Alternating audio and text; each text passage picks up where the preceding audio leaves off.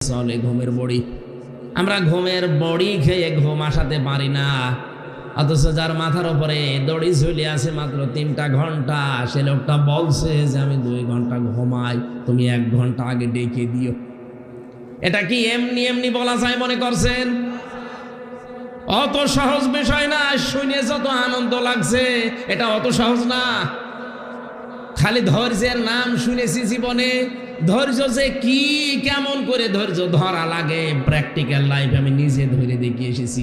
এত কঠিন জিনিস, কোরআনের সবচাইতে বেশি ব্যবহার করা শব্দের ভেতরে সবর, ধৈর্য অন্যতম।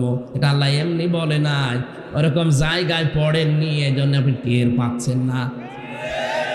যে লোকটা বলছে আমি 2 ঘন্টা ঘুমিয়ে নেই, ওই লোকটার ছেলে গুম হয়ে আছে, তাও সাধারণ ছেলে না, ছেলে ব্যারিস্টার। বাংলাদেশ না, বিশ্বের ভেতরে যদি 10টা ম্যাগনেট থাকে